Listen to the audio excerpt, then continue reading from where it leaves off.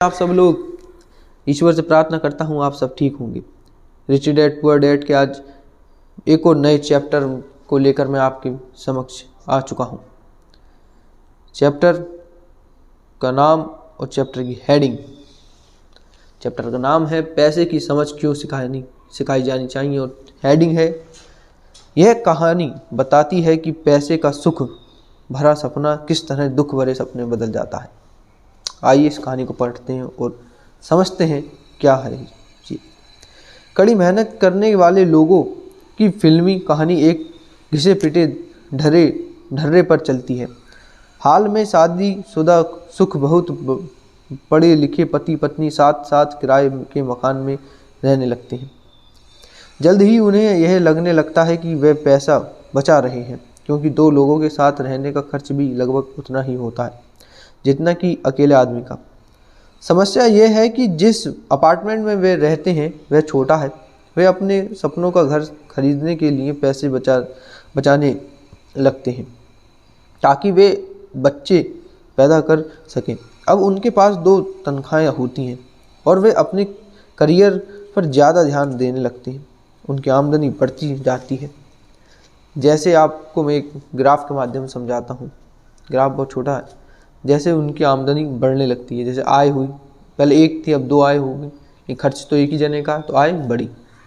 ठीक है, उन खर्च भी बढ़े, उससे खर्च भी बढ़े। सही बात है भाई। जब एक आप देखेंगे एक जना रहेगा तो सीमित खर्च करेगा, भले ही वो कितना भी फालतू खर्चे कर ले तो एक सीमितता होती है। लेकिन अब दो हुए तो थोड़ा बहुत तो ज़्यादा हो गई, तो आय का व्यय भी होगा। व्यय हो गया भाई, धन आया आय के थ्रू और व्यय हो गया सामान के थ्रू, किराए में इत्यादि चीज़ों में। ज़्यादातर लोगों के लिए पहले नंबर का खर्च होता है टैक्स। कई लोग सोचते हैं कि इनकम टैक्स, परंतु ज़्यादातर लोगों के लिए सबसे बड़ा टैक्स होता है सोशल सिक्योरिटी टैक्स। कर्मचारी को ऐसा लगता है कि social security tax Medicare tax को मिलाकर कुल टैक्स लगभग 7.5% के करीब होता है, परंतु हकीकत में ये 15% होता है, क्योंकि आपके बॉस को भी सोशल सिक्योरिटी की उतनी ही रकम मिलानी पड़ती है जितनी आप मिलाते हैं। बराबर जाता है, पीएफ कटता है। मुद्दे की बात यह है कि यह वह पैसा है जो आपका बॉस आपको नहीं दे सकता। इससे भी बड़ी बात यह है कि आपको अपने वेतन में से कटे सोशल सिक्योरिटी टैक्स की रकम पर इनकम टैक्स भी देना पड़ता है। और ऐसी आमदनी होती है जो आपके हाथ में नहीं आई है, बल्कि सीधे ही सोशल सिक्योरिटी में चली गई है, खाते से कट गई। जैसे हमारी LIC कट जाती है आजकल, तो LIC बीमा और आपका होम लोन ऑटोमेटिकली आपके अकाउंट से कट जाएगा जैसी सैलरी आएगी। तारीख निश्चित होती है उसके महीने में। फिर आती है बारी दायित्व बढ़ने लगते हैं। जब आपकी आय बढ़ेगी, कुछ साल बाद आपके दायित्व भी बढ़ेंगे। दायित्व में प्रोग्रेस मतलब पोस्ट बढ़ी आपकी। इसे समझाने का सबसे अच्छा तरीका यह है कि हम वापस युवा पति पत्नी की कहानी की तरफ चलें। उनकी आमदनी बढ़ने के कारण वे फैसला करते हैं कि अब वे किराए के मकान में नहीं रहेंगे, बल्कि अपने सपनों का घर खरीद लेंगे। जब वे अपने घर में पहुंच जाते हैं तो उन पर एक नए टैक्स का बोझ आ जाता है, जिसे प्रॉपर्टी टैक्स कहते हैं। फिर वो लोग एक नई कार खरीदते हैं, नया फर्नीचर, नया सामान खरीदते हैं, ताकि उनका घर आलीशान लगे और थोड़ा आरामदायक भी लगे, खुशहाली आए उसमें।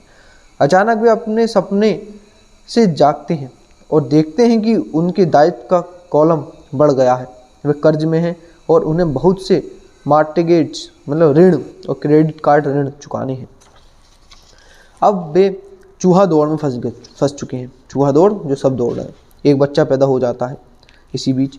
वे और कड़ी मेहनत करते हैं। प्रक्रिया फिर दोहराई जाती है। ज़्यादा पैसा आता है, उस पर ज़्यादा टैक्स लगता है, जिसे ब्रैकेट क्रीप भी कहा जाता है। तभी उनके पास डाक में एक और क्रेडिट कार्ड आ जाता है। वे उसका इस्तेमाल करते हैं, वह ख़त्म हो जाता है। तभी एक लोन कंपनी का आदमी आकर उन्हें बताता है कि उनकी सबसे बड़ी संपत्ति, उनके घर की कीमत बढ़ गई है। कंपनी उन्हें एक बिल कंसोलिडेट्स लोन देकर ऑफर देती है क्योंकि उनकी क्रेडिट बहुत अच्छी है। अपनी कंपनी उन्हें यह भी बताती है कि समझदारी इसी में होगी कि वे अपने ऊंची ब्याज दर पर लिए गए कंज्यूमर लोन को उनके क्रेडिट कार्ड से चुका दें और इसके अलावा उनके घर पर लगने वाले ब्याज से उन्हें टैक्स में छूट मिल जाएगी। वे ऐसा ही करते हैं जैसा वो बताता कंपनी वाला, और ज़्यादा ब्याज दर वाले क्रेडिट कार्ड का भुगतान कर देते हैं। इसके बाद वे राहत की सांस लेती हैं। उन्होंने क्रेडिट कार्ड का हिसाब साफ कर दिया। अब उन्होंने अपने उपभोक्ता ऋण को होम मॉर्टगेज में बदल लिया। उनका भुगतान भी कम हो जाता है क्योंकि उन्हें अपने कर्ज को 30 साल की किस्तों में चुकाना है। समस्या से निपटने का यही स्मार्ट तरीका है। उनके पड़ोसी आते हैं और उन्हें शॉपिंग पर चलने का न्योता देते हैं। मेमोरियल डे की सेल लगी हुई है, यही तो मौका है कुछ पैसे बचाने का। वे अपने आप से कहती हैं, मैं कुछ नहीं खरीदूंगा, मैं तो सिर्फ देखने जा रहा हूँ, परंतु अगर कोई चीज़ जम गई तो उसे खरीद भी लूँगा, अपने क्रेडिट कार्ड से उसे खरीद लूँगा। मैं ऐसे युवा दंपत्ति से हर समय टकराता हूँ। उनके नाम बदलते रहते हैं परंतु उनकी पैसे की तंगी एक सी रहती है। वे मेरी चर्चाओं में यह सुनने के लिए आते हैं कि मैं इस बारे में क्या कहता हूँ। वे मुझसे पूछते हैं, क्या आप हमें बता सकते हैं कि और ज़्यादा पैसा कैसे कमाया जा सकता है। उनकी खर्चीली आदतों ने उन्हें और ज़्यादा कमाने के लिए मजबूर कर दिया है। वे इतना भी नहीं जानते कि दरअसल समस्या पैसा कमाने की नहीं है, पैसा सही तरह से खर्च करने की है, और यही पैसे की तंगी का कारण है। यह समस्या इसलिए पैदा होती है क्योंकि उनमें पैसे की समझ नहीं होती। यह समस्या इसलिए और भी भयानक हो जाती है क्योंकि वे संपत्ति और दायित्व के फ़र्क को नहीं समझ पाती। मेरा मानना है कि ज़्यादा पैसे से शायद ही कभी किसी की पैसे की समस्या सुलझ सकती है। समस्या और समस्याएं समझदारी से ही सुलझती हैं, हमेशा ध्यान रखिए, कभी भी पैसे से नहीं सुलझती। मेरा एक दोस्त बार बार कर्ज में फंसे लोगों की यही सलाह देता है। अगर आपको लगता है कि आपने अपने आप को किसी गड्ढे में फंसा लिया है, लगने लगता है कुछ साल बाद अपने आप कि ऐसा लगने लग रहा है कि यार पता ना कहाँ फंस गए, इसके चक्कर में पड़ गए, है ना। दिक्कत मत लीजिए, ये सबके साथ ही होता है, आपके साथ कोई नया नहीं हो रहा। मेरे डैडी बचपन में हमें बताया करते थे कि जापानी लोग 3 ताकतों को मानते थे: तलवार की ताकत, रत्नों की ताकत और दर्पण की ताकत। कितनी अच्छी बात। तलवार हथियार की ताकत का प्रतीक था। अमेरिका ने हथियारों पर खरबों डॉलर खर्च कर दिए और इसी कारण वे आज विश्व का सबसे ताकतवर देश है। रत्न पैसे की ताकत का प्रतीक है। इस कहावत में कुछ तो सच्चाई है। ये स्वर्णिम नियम याद रखो, जिसके पास स्वर्ण है वही नियम बनाता है। दर्पण आत्मज्ञान का प्रतीक है। जापानी दंत कथा के अनुसार ये आत्मज्ञान इन तीनों में सबसे कीमती वस्तु थी। गरीब और मध्य वर्गीय लोग अक्सर धन की ताकत से नियंत्रित होते हैं। वे सुबह सुबह उठकर कड़ी मेहनत करने यानी नौकरी करने चले जाते हैं और खुद से यह तक नहीं पूछते कि क्या ऐसा करना समझदारी है। पैसे की समझ ना होने के कारण ज़्यादातर लोग पैसे की डरावनी ताकतों को यह इजाज़त दे देते हैं कि अब वह उन्हें काबू में कर लेंगे। पैसे की ताकत उनके विरोध में इस्तेमाल होती है। अगर वे दर्पण की ताकत का इस्तेमाल करें तो वे खुद से ये सवाल पूछते, क्या इसमें समझदारी है। बहुत बार अपनी अंदरूनी समझदारी पर भरोसा करने के बजाय लोग भीड़ के साथ चलने लगते हैं। वे कोई काम इसलिए करते हैं क्योंकि सभी लोग ऐसा करते हैं। वे सवाल पूछने के बजाय नकल करने लगते हैं। अक्सर वे नासमझी के कारण वही दोहराते हैं जो उन्हें सिखाया गया है। इसी तरह के विचार की आपका घर आपकी सबसे बड़ी पूंजी है। आपका घर आपका सबसे बड़ा निवेश है। अगर आप ज़्यादा कर्ज लेते हैं तो आपको टैक्स में ज़्यादा छूट मिलेगी। सुरक्षित नौकरी खोजो, गलतियाँ मत करो, खतरे मत उठाओ। यही आम जिंदगी है। अब अगर विशेष बनना है तो इन सबका उल्टा करना पड़ेगा, गलतियाँ करनी पड़ेंगी। गलतियाँ करनी क्या पड़ती हो जाती हैं, करने तो आपसे हम सही जाते हैं। जब गलती हो जाती तो पता चलता है, एक्सपीरियंस होता है। और खतरे जब तक नहीं उठाओगे तब तक सक्सेस नहीं होगी। आगे बढ़ते हैं। ऐसा कहा जाता है कि ज़्यादातर लोगों के लिए मौत से भी डरावनी चीज़ होती है भीड़ के सामने बोलने का डर। मनोवैज्ञानिक कहते हैं कि ज़्यादातर लोग सार्वजनिक मंच पर बोलने से इसलिए डरते हैं क्योंकि उन्हें ये डर होता है कि उनकी बुराई होगी, लोग बाग उनकी हंसी उड़ाएंगे, वे अकेले रह जाएंगे, सबसे कट जाएंगे, बिरादरी से अलग थलग कर दिए जाएंगे। सबसे अलग होने का डर, यह अकेले रह जाने का डर ही वह सबसे बड़ा कारण है जिस वजह से ज़्यादातर लोग अपनी समस्या हल करने के लिए नए तरीके नहीं ढूंढते। इसलिए मेरे पढ़े लिखे डैडी कहा करते थे, जापानी लोग दर्पण की ताकत को सबसे ज़्यादा महत्व देते थे, क्योंकि जब इंसान दर्पण में खुद को देखता है तो तभी उसे सच्चाई का पता चलता है। और ज़्यादातर लोग खतरे मत उठाओ इसलिए कहते हैं क्योंकि वे खुद डरे हुए होते हैं। यह किसी भी चीज़ के बारे में कहा जा सकता है, जैसे खेल में, संबंधों में, करियर में, धन में। इसी समाज से कट जाने के डर के कारण लोग लीक पर चलते हैं और समाज की स्वीकृत सामान्यताओं या लोकप्रिय प्रवृत्ति के खिलाफ नहीं जाते। आपका घर एक संपत्ति है, विल कंसोलिडेशन, लोन लो और कर्ज से बाहर निकल जाओ। कड़ी मेहनत करो, प्रमोशन का सवाल है, एक दिन में वाइस प्रेसिडेंट बन जाओगे। पैसे बचाओ, जब मेरी तनख्वाह बढ़ेगी तो मैं एक बड़ा घर खरीद लूँगा। म्यूचुअल फंड सुरक्षित है, एक विशेष बात बीच में आपको बताना चाहूँगा। म्यूचुअल फंड अगर आपने अब भी नहीं लिया है, कारणवश नहीं लिया होगा, कोई दिक्कत नहीं, जब जागो तब सवेरा, तो आप ले लीजिए। म्यूचुअल फंड सभी फंडों से मैं मानता हूँ सबसे ज़्यादा सुरक्षित और सबसे ज़्यादा अच्छा है। कुछ कंपनियाँ जैसे LIC हुई और भी बड़ी बड़ी हैं जो आपका पैसा 20 साल तक, 25 साल तक अपने पास रखती हैं, तत्पश्चात आपको दुगना करके कुछ करके बढ़ा के दे देती हैं।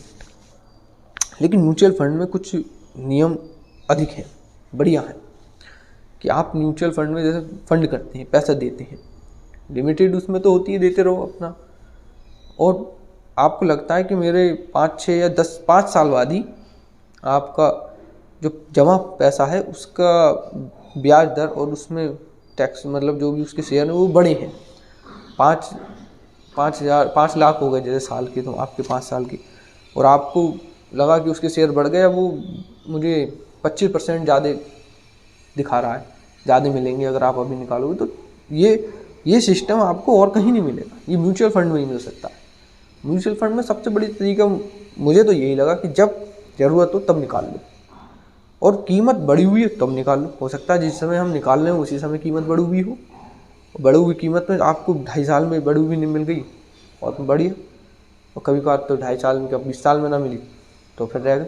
लेकिन ये तो है कि मिलेगी ज़रूर, और शेयर मार्केट ऊपर नीचे होता रहता। तो मेरी सलाह तो आपसे यही रहेगी मेरे प्यारे दोस्तों, म्यूचुअल फंड में ज़रूर इन्वेस्ट करें और एक आध फंड ज़रूर लें। आगे पढ़ते हैं। टिकल मी एल्मो डॉस अभी स्टॉक में नहीं है, परंतु मेरे पास एक डॉल रखी हुई है जो दूसरा ग्राहक अब तक देने नहीं आया है। भीड़ के साथ चलने और पड़ोसियों के ऐशो आराम की नकल के कारण पैसे की बहुत सी समस्याएं पैदा होती हैं। कई बार हम सभी को दर्पण में देखने की ज़रूरत होती है और हमें अपने डर के बजाय अपनी अंदरूनी समझदारी से सोचना चाहिए। अब माइक और मैं 16 वर्ष के हुए तो हमें स्कूल में समस्याएं आने लगीं। हम बुरे बच्चे नहीं थे, हम केवल अपने आप को भीड़ से अलग कर रहे थे। स्कूल के बाद शनिवार रविवार को हम माइक के डैडी के लिए काम करते थे। माइक और मैं अक्सर घंटों तक उसके डैडी के साथ बैठे रहते थे जब वे अपने बैंकर्स, वकीलों, अकाउंटेंट, ब्रोकर, निर्देशकों, मैनेजर्स और कर्मचारियों के साथ चर्चा करते थे।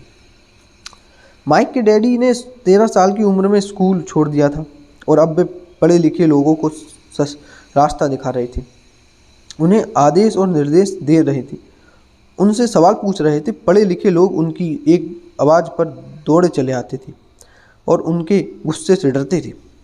यह आदमी कभी भीड़ के साथ नहीं चला। इस आदमी ने खुद के दम पर सोचा और फैसले किए। उन्हें इन शब्दों से चिढ़ होती है थी। हमें इसे इस तरह से इसलिए करना पड़ेगा क्योंकि सभी लोग इसी तरह से करते हैं। वे नहीं हो सकता से भी बहुत चिढ़ते थे। ये वाक्य हैं, ये शब्द हैं जिनसे अमीर डैडी चिढ़ते थे। अगर आप उनसे कोई काम करवाना चाहते थे तो आपको बस इतना ही कहना था, मुझे लगता है कि आप इसे नहीं कर सकते। फिर देखें फिर कैसे काम करते हैं। माइक और मैं उनके साथ रहकर जितना सीखे उतना हमें स्कूल में बिताए सालों में कभी नहीं सीखा, कॉलेज में भी नहीं सीखा। माइक के डैडी के पास स्कूल की शिक्षा तो नहीं थी, परंतु उनके पास पैसे की शिक्षा थी और इसी कारण वे सफल भी थे। वे हमें बार बार बताया करते थे, एक समझदार आदमी अपने से ज़्यादा समझदार लोगों को नौकरी पर रख सकता है। इसलिए माइक और मुझे समझदार लोगों की बातें सुनने और उनसे सीखने का लाभ मिला। परंतु इसके कारण माइक और मैं दोनों ही उस सामाजिक मान्यता के साथ नहीं चल पाए जो हमारे शिक्षक हमें सिखाते थे और इसी वजह से कई समस्याएं पैदा हो गई। जब कोई टीचर कहता था, अगर तुम्हें अच्छे नंबर नहीं मिलते हैं तो तुम दुनिया में कुछ नहीं कर सकते, तो माइक और मैं अपनी भौहें चढ़ा लेते थे। जब हमें घिसे पिटे ढर्रे पर चलने को कहा जाता था तो नियमों का पूरा सारा पालन करना सिखाया जाता था, तो हमें यह लगता था कि स्कूली शिक्षा दरअसल रचनात्मक का गला घोट देती है। रचनात्मकता का जो हमारी रचना होती है ना शरीर की, उसकी रचनात्मकता का गला घोट देती है। हम अमीर डैडी की ये बात समझने लगे थे कि स्कूलों को इसलिए बनाया गया है ताकि वह अच्छे कर्मचारी तैयार हो सकें उसमें पढ़ के, ना कि अच्छे मालिक। कभी कभार माइक को या मैं टीचर से पूछते थे कि हम जो पढ़ रहे हैं उसकी असली ज़िंदगी में क्या उपयोगिता है, या यह कि हमें पैसे के बारे में क्यों नहीं पढ़ाया जाता। दूसरे सवाल का अक्सर हमें यह जवाब मिलता था कि पैसा महत्वपूर्ण नहीं है और अगर हम अच्छी पढ़ाई करेंगे तो पैसा अपने आप मिलने लगेगा। हम पैसे की ताकत के बारे में जितना ज़्यादा जानते थे, अपने शिक्षकों और सहपाठियों से उतना ही दूर होते जाते थे। मेरे पढ़े लिखे डैडी ने कभी भी मुझ पर अपने अच्छे नंबरों के लिए दबाव नहीं डाला कि अच्छे नंबर लाओ, कभी नहीं डाला। मुझे इस बात पर हैरान नहीं होती थी है कि उन्होंने ऐसा क्यों नहीं किया, परंतु हम लोगों में पैसे को लेकर अक्सर वाद विवाद होने लगते। जब मैं 16 साल का हुआ तो मेरी पैसे की बुनियाद मेरी मम्मी डैडी से अच्छी हो चुकी थी। मैं हिसाब किताब रख सकता था। मैं tax, accountants, corporate attorney, bankers, real estates, broker, निवेशकों इत्यादि की बातें सुनता था। मेरे डैडी शिक्षकों से बातें करते थे। एक दिन मेरे डैडी मुझे बता रहे थे कि हमारा घर हमारे लिए सबसे बड़ा निवेश क्यों है। इस बात को लेकर हम लोगों में बहस हो गई। जब मैंने उन्हें ये बात बताई, उन्हें बताया कि घर हमारे लिए एक अच्छा निवेशक क्यों नहीं है। आगे आने वाले चित्र से यह साफ होता है कि अपने अपने घरों को लेकर मेरे डैडी और मेरा गरीब डैडी के विचारों में कितना अंतर था। एक डैडी के हिसाब से उनका घर एक संपत्ति थी, जबकि दूसरे डैडी के हिसाब से यह एक दायित्व था। अमीर डैडी संपत्ति, दायित्व घर जो आपका एक दायित्व होता है अमीर डैडी के हिसाब से। गरीब डैडी के लिए घर संपत्ति है जो वो कभी भी बेच सकते हैं। मुझे याद है मैंने नीचे वाला चित्र खींचकर अपने डैडी को कैश फ्लो की दिशा समझाने की कोशिश की थी। मैंने उन्हें यह भी बताया था कि घर के साथ साथ उससे जुड़े कुछ दिगर खर्च भी बढ़ जाते हैं। एक ज़्यादा बड़े घर का मतलब था ज़्यादा खर्च और ज़्यादा टैक्स। इसका मतलब यह था कि कैश फ्लो खर्च के कॉलम से होकर गुजरता रहता था। खर्च बढ़ेगा जब घर बड़ा होगा तो। और दायित्व की बात करते हैं। आय, दायित्व। आय व्यय में क्या है, मार्टगेज, रियल प्रॉपर्टी टैक्स, बीमा, रख रखाव, उपयोगिता। अब व्यय, जो आय की व्यय हुई वो व्यय आपने कहाँ करी, संपत्ति में, दायित्व में, कि आपने दायित्व में कर दी। दायित्व में क्या है, मार्टगेज, मतलब मार्टगेज लिया है हम और दायित्व मिल गया हम बड़ा। आज भी लोग बाग मुझसे इस बात पर बहस करते हैं कि उनका घर संपत्ति क्यों नहीं होता। मैं जानता हूँ कि बहुत से लोगों के लिए खुद का घर उनका सबसे बड़ा सपना होता है और इसलिए वे इसे अपना सबसे बड़ा निवेश मानते हैं। अपने घर के मालिक होने से ज़्यादा अच्छा कुछ भी नहीं है। मैं इस लोकप्रिय मान्यता को देखने का एक और नज़रिया सुझाना चाहता हूँ। अगर मैं और मेरी पत्नी एक ज़्यादा बड़ा और आलीशान मकान खरीदने की बात सोचते हैं तो हम जानते हैं कि यह एक संपत्ति नहीं होगी बल्कि यह एक दायित्व होगा, क्योंकि इससे हमारी जेब से पैसा निकल जाएगा। तो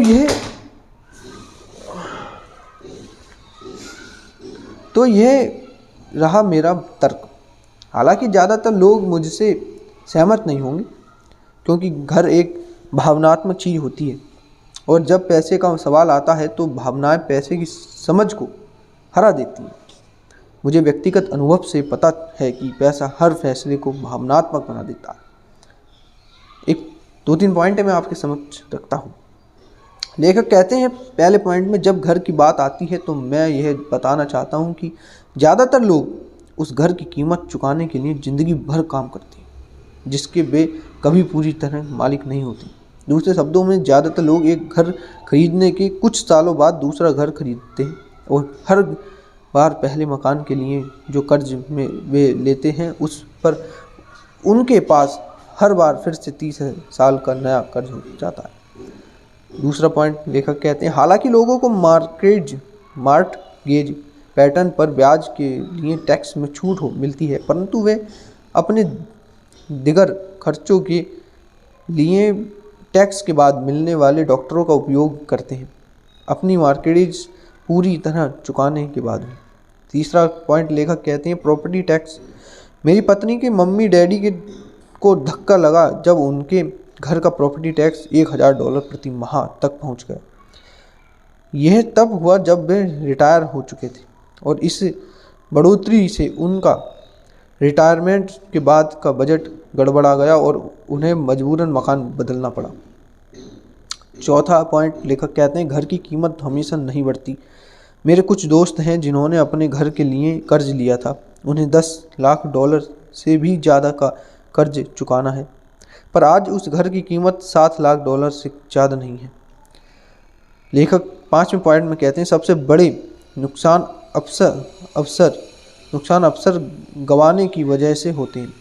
अगर आपका सारा पैसा मकान में फंसा रहता है तो आपको ज़्यादा कड़ी मेहनत करनी पड़ेगी ताकि आपका खर्च चलता रहे। इस दौरान आपकी संपत्ति वाले कॉलम में कोई बढ़ोतरी नहीं होती है। अगर एक युवा पति पत्नी शुरुआत में ही अपना पैसा संपत्ति वाले कॉलम में लगाएं तो उनके आगे के साल आराम से गुजरने लगेंगे, खासकर उस समय जब वे अपने बच्चों को कॉलेज भेजेंगे। इस दौरान उनकी संपत्ति बढ़ेगी और खर्च भी आराम से चलते रहेंगे। अक्सर ऐसा होता है कि आपका घर आपके बढ़ते हुए खर्च के भुगतान के लिए होम इक्विटी लोन का साधन बन जाता है। संक्षेप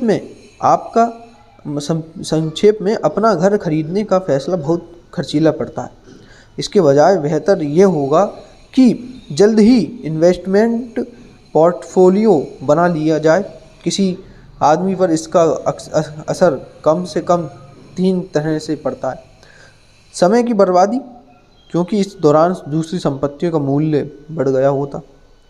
अतिरिक्त पूंजी की बर्बादी, जिसे दोबारा निवेश किया जा सकता है, जबकि घर खरीदने के बाद आपको घर से सीधे जुड़े बहुत से खर्च उठाने पड़ते हैं। तीसरा, शिक्षा की बर्बादी। अक्सर ऐसा होता है कि लोग यह मानते हैं कि उनकी संपत्ति वाले कॉलम में उनका घर, बचत और रिटायरमेंट प्लान आते हैं। चूँकि उनके पास निवेश करने के लिए पैसा नहीं होता, इसलिए वे बिल्कुल भी निवेश नहीं करते। इस कारण उन्हें निवेश का अनुभव कभी नहीं मिल पाता। ज़्यादातर लोग कभी एक समझदार निवेशक नहीं बन पाते और सबसे बढ़िया निवेश सामान्य तौर पर सबसे पहले समझदार निवेशकों को बेचने जाते हैं, जो बाद में उन्हें सुरक्षित खेलने वाले लोगों को बेचते हैं। मेरे पढ़े लिखे डैडी का फाइनेंशियल स्टेटमेंट चूहा दौड़ से में फंसे व्यक्ति का सबसे अच्छा उदाहरण है। उनके खर्चे हमेशा उनकी आमदनी से ज़्यादा होते थे। पढ़े लिखे डैडी यानी जो रियल डैडी, इसलिए उन्हें संपत्ति में निवेश करने का मौका नहीं मिल पाता था। इसका नतीजा ये होता था कि उनके दायित्व जैसे मॉर्टगेज और क्रेडिट कार्ड के कर्ज उनकी संपत्ति से कहीं ज़्यादा होते थे। अगला चित्र 1000 शब्दों की तरह एक कहानी बताता है। पढ़े लिखे डैडी का फाइनेंशियल स्टेटमेंट, आय व्यय संपत्ति दायित्व, मतलब संपत्ति छोटी है और दायित्व बड़ा दायित्व पता नहीं चाटेंगे क्या करेंगे। दूसरी तरफ मेरे अमीर डैडी का फाइनेंशियल स्टेटमेंट ये दिखाता है कि वे जी जान लगाकर निवेश कर रहे थे। उन्होंने अपने दायित्वों को कम से कम रखा था। अमीर डैडी का फाइनेंशियल स्टेटमेंट ये है, आय बढ़ी हुई है, खूब बड़ी है, व्यय बहुत छोटा है, संपत्ति बहुत बड़ी है, दायित्व बहुत छोटा है। ये होता है तरीका अमीर बनने का। आपकी आय सीमित है, व्यय जितनी आय आ रही है उससे ज़्यादा है, संपत्ति थोड़ी है, दायित्व जे बड़ा है, तो घंटा कुछ कर लोगे।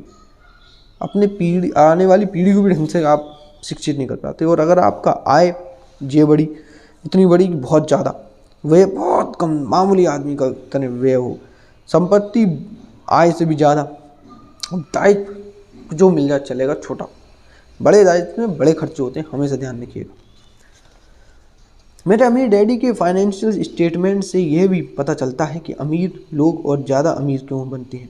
संपत्ति वाले कॉलम से इतनी ज़्यादा आमदनी होती है कि खर्च आराम से चल जाता है और कुछ पैसा बच भी जाता है। इस बचे हुए पैसे को एक बार फिर से संपत्ति वाले कॉलम में दोबारा निवेश कर दिया जाता है। संपत्ति वाला कॉलम बढ़ता रहता है और इससे होने वाली आमदनी भी बढ़ती रहती है। नतीजा यह होता है कि अमीर लोग और ज़्यादा अमीर हो जाते हैं। अमीर लोग ज़्यादा और क्यों होते हैं, मैं आपको बताता हूँ। उनकी आय ज़्यादा होती है। आय ज़्यादा होती है तो आय से वो अपनी संपत्ति खरीद लेते हैं, जिससे उनकी आय में बढ़ोतरी भी फिर ज़्यादा हो जाती है। अच्छा, उनके व्यय, उनके खर्च बहुत लिमिटेड, मामूली आदमी जैसे होते हैं। ज़्यादा कोई सो नहीं, मतलब ज़्यादा कोई खर्चीलापन नहीं। अपनी आय आई, एक अगर 100% आय आई तो उसमें से मामूली कम से कम 20% उन्होंने अपने ऊपर खर्च करा, अपने आजू बाजू सब चीज़ पे खर्च करा, 80% निवेश करा, उससे संपत्ति ली, उससे कुछ भी ऐसे शेयर्स लिए। अच्छा, संपत्ति की कीमत बढ़ी, शेयर की कीमत बढ़ी, इधर आय तो उनकी है ही 100%, और आय और संपत्ति की वो सब चीज़ मिलाकर 100 से होगा 200-250%। अब इसीलिए कहते हैं अमीर लोग और ज़्यादा अमीर होते हैं। उनने संपत्ति खरीदी, मानो आप उसकी आय है 10 लाख रुपए, 10 लाख रुपए है उसकी आय, 10 लाख मान लेते हैं, सालाना मान लो, चलो सालाना 10 लाख रुपए। 10 लाख में से 2 लाख वो अपने हर साल खर्च करता है, बस 8 लाख बचाता है। 8 लाख में उसने एक साल में एक प्लॉट लेके डाल दिया था 100 गज का, ठीक है साहब।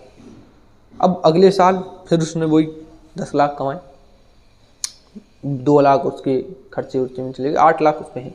जो 8 लाख का उन्होंने प्लॉट पिछले साल खरीदा था वो अब 12-13 लाख का हो गया। अब उस 12-13 लाख के प्लॉट को उसने एक मंजिल बनाया, अब वो 12-13 लाख का प्लॉट हो गया 18-20 लाख का मकान बन गया एक मंजिल। 5-6 लाख में मकान बन जाता, बचे 3 लाख वो उसने शेयर बाजार में लगा दिए। अब उसने उस मकान में किराए पर रख दिया, मकान को सेलिंग के लिए बोर्ड टांग दिया कि सेल हो रहा, ठीक है। अब ऐसी उसकी उधर से किराया आता रहा और जब मौका मिला तो सही दाम में बेच भी दिया। इसे कहते हैं अमीर आदमी और अमीर बन जाता है। मध्यम वर्ग के लोग हमेशा पैसे की तंगी से जूझते रहते हैं। उनकी मूल आमदनी तनख्वाह से होती है और जैसे जैसे उनकी तनख्वाह बढ़ती है उनके टैक्स भी बढ़ते जाते हैं। इसके बाद साथ ही आमदनी बढ़ने पर उनके खर्चे भी बढ़ जाते हैं, इसलिए इसे चूहा दौड़ कहा जाता है। ये लोग मानते हैं कि उनका घर उनकी मूल संपत्ति है, इसलिए वे आमदनी दिलाने वाली संपत्ति में निवेश नहीं करते। जो वो बहुत बड़ी गलती करते हैं। मध्यम वर्ग के को पैसे की तंगी क्यों होती है, उसकी भी एक चित्र के माध्यम से बताया गया, वो बताता हूँ। उनकी आय है सीमित, और व्यय भी जितने आय आती है उतनी व्यय कर देते हैं। अच्छा, समाज में दायित्व बहुत है बड़ा। अरे भाई, मान सम्मान ये वो संपत्ति ये जरा सी, एक मकान है उस पर भी टैक्स दे रहे हैं, इतना घर तनख्वाह नहीं मिल रही, इतने टैक्सों में जा रहे हैं आप, बस चली रही है ईश्वर की कृपा।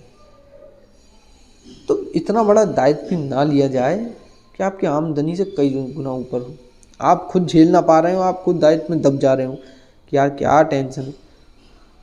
मेरा मानना तो ये है, जब आपको लगे कि आपका ये दायित्व कहीं ना कहीं शोषण कर रहा है, चुपचाप उससे साइड में कर दें, अपने संपत्ति पे, अपने आय पे फोकस करें, व्यय को, खर्चों को कम करें, जिससे आपकी संपत्ति बढ़े और आप भी एक सफल व्यक्ति निकलें।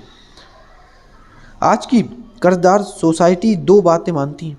पहली ये कि खुद का घर एक निवेश होता है, और दूसरी ये कि तनख्वाह बढ़ने पर खर्च भी बढ़ जाते हैं, या एक ज़्यादा बड़ा घर खरीद लेना चाहिए। बढ़ते हुए खर्च के कारण परिवार ज़्यादा कर्ज में फंस जाते हैं और उन्हें पैसे की और ज़्यादा तंगी का सामना करना पड़ता है। हालांकि वे अपनी नौकरियों से लगातार तरक्की कर रहे हैं और उनकी तनख्वाह लगातार बढ़ती जा रही है। इसी हाई रिस्क लिविंग या बहुत जोखिम भरी जीवन शैली कहा जाता है, और इसका कारण ये है कि ऐसे लोगों में पैसे की समझ नहीं होती। 1990 के दशक में, मतलब 1990 के दशक में नौकरियों में भरी कटौती से यह बात पता चली थी कि मध्यम वर्ग पैसे के मामले में कितना असुरक्षित है। अचानक कंपनी पेंशन प्लान की जगह पर 401 के प्लान आ गया। सोशल सिक्योरिटी निश्चित रूप से संकट में है और इसे रिटायरमेंट का सहारा नहीं बनाया जा सकता। मध्यम वर्ग में घबराहट का माहौल पैदा हो गया। आज एक अच्छी बात यह है कि ज़्यादातर लोग ये बात समझते हैं और इसलिए उन्हें म्यूचुअल फंड खरीदने शुरू कर दिए हैं। निवेश में हुई बढ़ोतरी के कारण ही हमने स्टॉक मार्केट में इतनी तेज़ी देखी है। आज मध्यम वर्ग की बढ़ती मांग को पूरा करने के लिए नए नए म्यूचुअल फंड बनते जा रहे हैं। म्यूचुअल फंड इसलिए लोकप्रिय हैं क्योंकि वे सुरक्षा के प्रतीक हैं। औसत म्यूचुअल फंड खरीदने वाले आदमी नौकरी में टैक्स और मार्केट्स चुकाने में, अपने बच्चों की कॉलेज की फीस के लिए पैसे बचाने में और अपने क्रेडिट कार्ड का हिसाब साफ करने में बहुत ज़्यादा व्यस्त है। उनके पास इतना समय नहीं है कि वे निवेश करने की कला सीख सकें, इसलिए वे म्यूचुअल फंड के मैनेजर की काबिलियत पर भरोसा करते हैं। साथ ही चूँकि म्यूचुअल फंड कई तरह के निवेश करता है, इसलिए उन्हें ऐसा लगता है कि उनका पैसा ज़्यादा सुरक्षित है, क्योंकि यह कई टुकड़ों में बट गया है या डाइवर्सिट हो गया है। पढ़े लिखे मध्यम वर्ग का यह समूह म्यूचुअल फंड ब्रोकर्स और फाइनेंशियल प्लान्स के डाइवर्सिफाई सिद्धांत को सही मानता है। सुरक्षित रहो, जोखिम से बचो। असली त्रासदी यह है कि पैसे की समझ ना होने के कारण औसत मध्यम वर्गीय लोग खतरों का सामना करते हैं। उनके सुरक्षित खेलने का असल कारण ये होता है कि उनके पास पैसे की तंगी होती है। उनकी बैलेंस शीट में बैलेंस नहीं होता। उनकी संपत्ति वाला कॉलम तो खाली रहता है जहाँ से आमदनी आती है, जबकि उनके दायित्वों का कॉलम पूरा भरा रहता है। सामान्य तौर पर उनकी आमदनी का इकलौता साधन उनका वेतन होता है।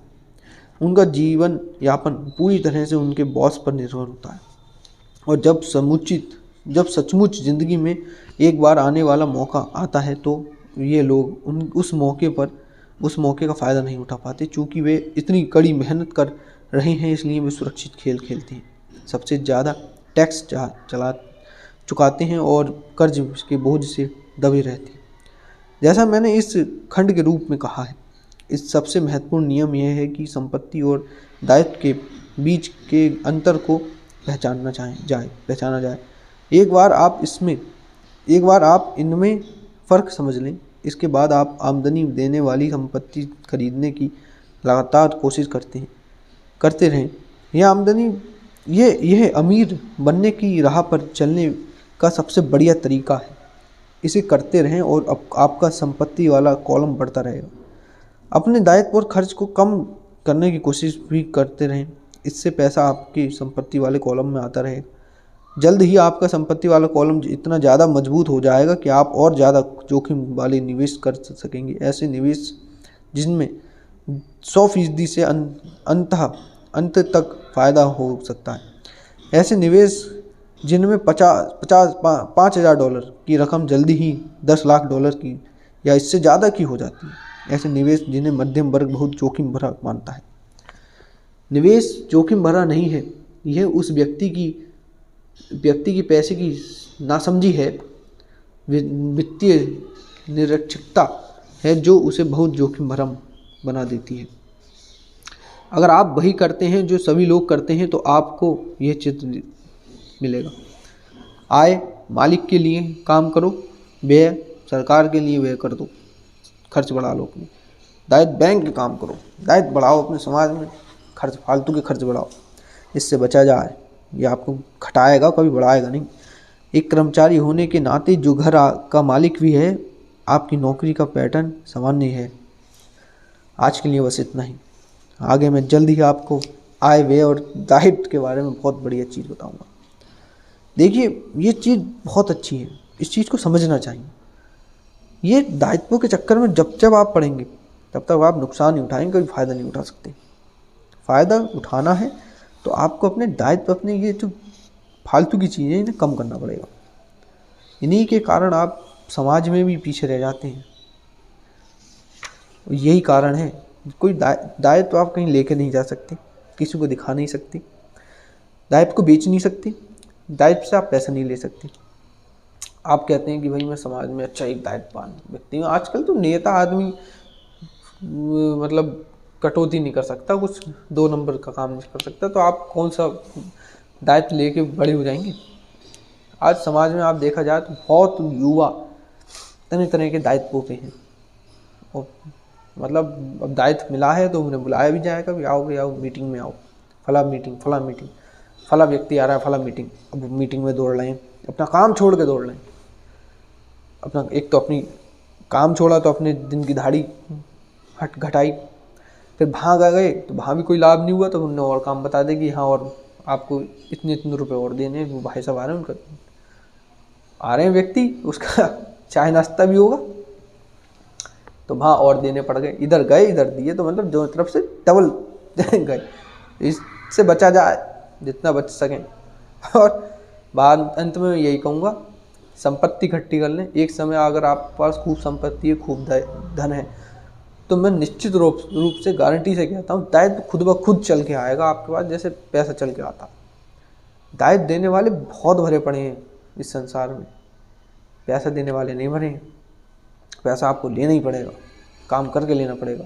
और दायित्व, जहाँ आप पे पैसा आया वहाँ सब चीज़ अपने आप आती रहती है। दायित्व आ जाएगा, अच्छी चीज़ें आ जाएंगी, बहुत चीज़ें, आपको पता भी चलेगा। आपको लगेगा यार मैं तो इसके काबिल भी नहीं हूँ, लेकिन मिल गया। क्यों मिल गया? तो संपत्ति, दायित्व, पैसा है। बड़े बड़े दायित्व भी पैसे पे ही मिलते हैं, खाली आदमी को कोई नहीं देता। खाली आदमी को वो ही सबने वैसा काम दिया जाएगा जो भागा दौड़ी और घटा देंगे उसे। तो बचा जाए इससे, संपत्ति मेन है। धन्यवाद, आज के लिए बस इतना ही। जय हिंद, जय भारत, और मिलते रहिए। और वीडियो को लाइक, शेयर, सब्सक्राइब करना ना भूलिएगा। चैनल को ज़रूर सब्सक्राइब कर दीजिएगा, बेल आइकन को दबा दीजिएगा। आपकी बहुत कृपा होगी। कमेंट बॉक्स में ज़रूर लिखिएगा मुझे अपनी वॉइस में, अपनी वीडियो में क्या सुधार करना है। Thank you.